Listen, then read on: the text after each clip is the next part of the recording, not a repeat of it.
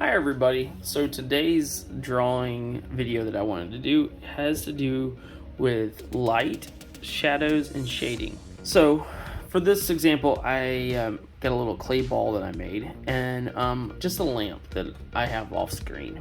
I wanted to show, or I've had a lot of students ask me about, is how do I know how to do shading?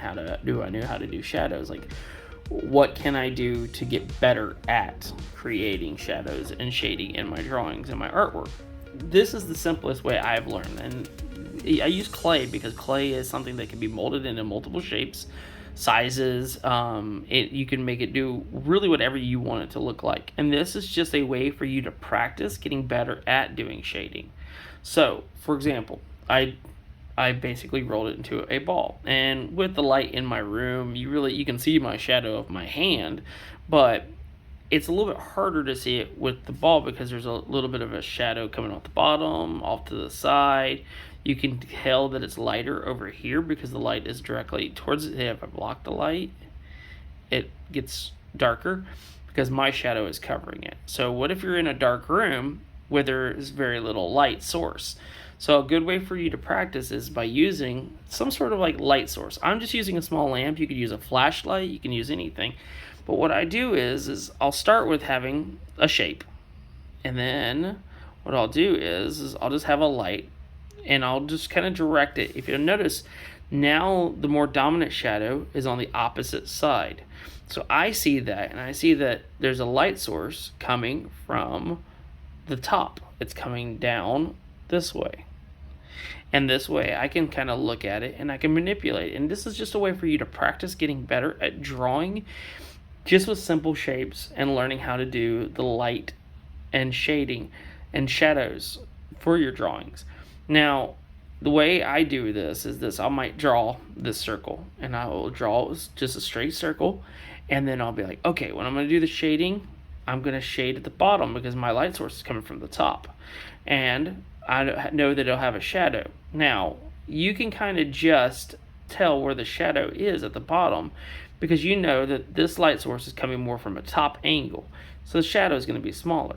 But what if it's coming from a further away? So for that example, if we take the light and we shine it more to the side,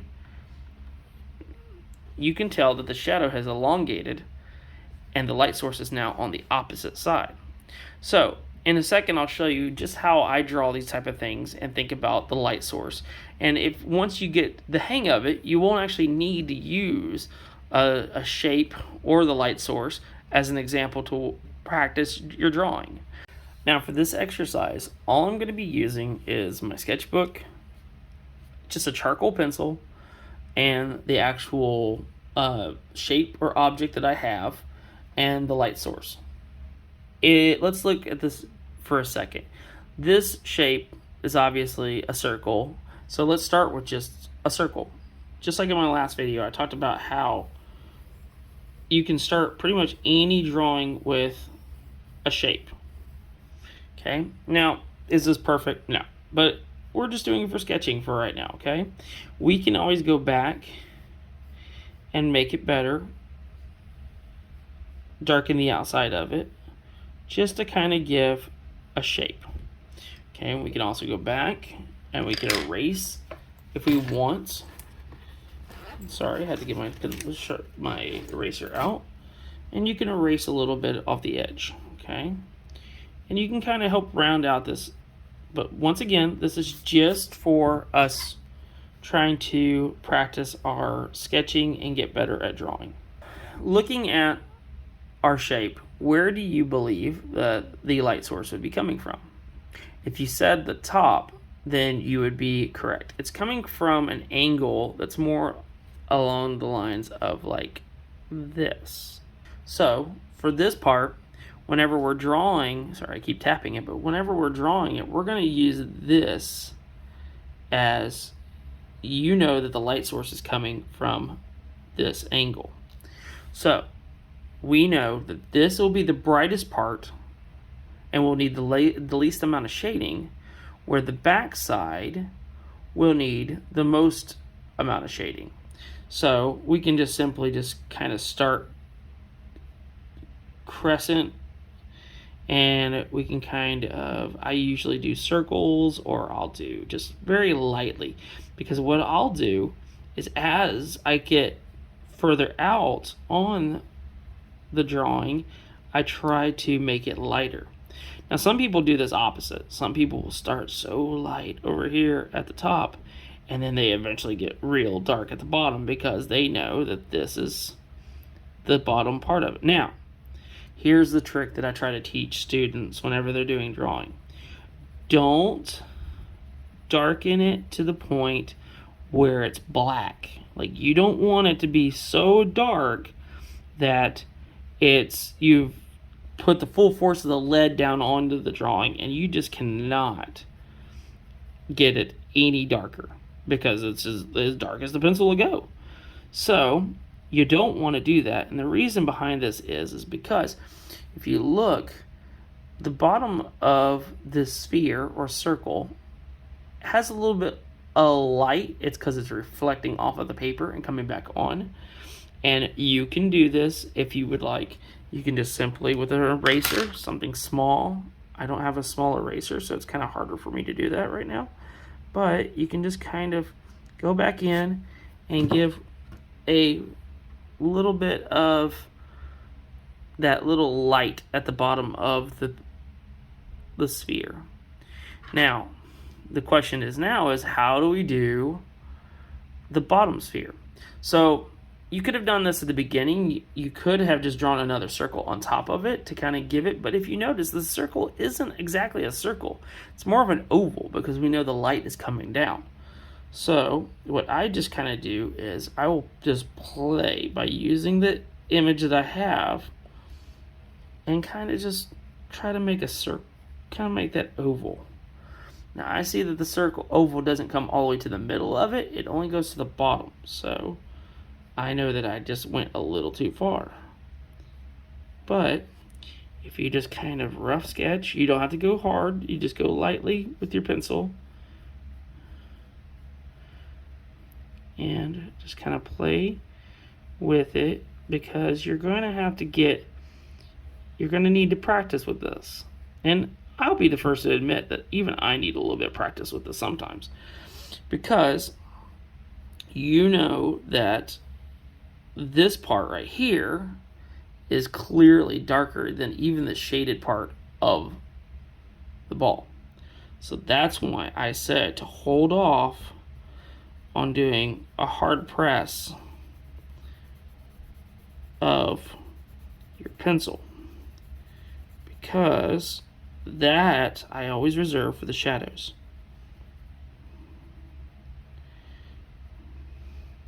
Now this is only one technique that I've learned to do whenever doing any kind of sketch, and bear in mind this is just a quick sketch, and I can take more time and I can oval this out a little bit more. I can make sure that the light is just right. I can make sure that there's a little bit more dimension on the ball, but this is just a rough sketch. Let's erase our light source, because now what you can do is, believe it or not, you have an art tool with you at all times. It's right here. You can simply smudge, and it will help to do your shading. It doesn't hurt to get your fingers dirty whenever doing this. And look, now that you have, there's a little overlap, but you can just kind of go around and get rid of that. And now you have a closer shape to what you're looking at. Now this works perfectly with all different types of shapes, and you can even play with it by doing, okay, the light sources come from the top. What if I move the light over here? Now you see the shadow has changed. And there's even a larger shadow because I brought the light closer to the object. It's brighter on the top, darker on the bottom. So these are all things that you'll have to kind of get used to when doing shadows on any kind of drawing. Now here's a second object that I just kind of brought in to show you that it works the exact same way. Now we already used the circle or the sphere, so now we're looking at a square. Now I know this isn't a perfect square, but it's clay. So it's as close to the object as I want to get. You know, the more time you spend, you could make it more perfect and everything. You could even get a mold to stick it in and get a perfect square. But just for this drawing practice, I wanted you to see that if I make a square and I see how the lighting works on it. Now, once again, I'm going to adjust my lighting. What if I brought the lighting towards the back? You see how the shadow becomes elongated. You see how this part of the cube becomes lighter, where the front part that's away from the light becomes darker. Let's just say we're going to draw a cube. I'm going to make it a little bit slanted because to me this line and this line are kind of like a little off. So now we are going to do, I'm just going to use this as the shape. Okay, now there's my front. You see the front square is not perfectly a square. This one's kind of a little off too. It's kind of like off to the angle. Now how do I make it to where it looks like is three-dimensional? Well, I always start with doing the another square to kind of match it up. So we know that you can't see this side. You can see a little bit of this side and the front. So all I did was make it like that. So now you can't see this side, you can't see the back, you can see the front, and honestly this could have probably gone up a little bit. Now what we have to look at next is how the light hits. We know that the light is hitting from the back. So the more top is going to be brighter, so it's going to be just a little bit of shading towards the front, because we know this is just emphasizing on the top, on the front face. So this part will actually be darker, and just like when we did with the circle before, now I'm not going to shade this all in, I'm just showing you how it would basically look as far as the shading goes. Now we know that the front facing is going to be shadowed, but it's not completely dark. You don't have to bring the full force of the pencil in to make it dark. We know that the shadow that's casted from the object is always going to be darker. So we can make the shadow come out. And I know it's a little lopsided like this, but I'm thinking of it more as a cube, perfect cube. And we now know that the light source, this is going to be our darker spot. This will be our shadow. And then we know that our object can have a little bit more light lining on it. That way we can emphasize on the shape. And even the side of it is going to be a tad bit darker, but not quite. So we can kind of get an idea of, once again, our magic art supply that's with us all the time. We can kind of play with the shading a little bit by just smearing it in.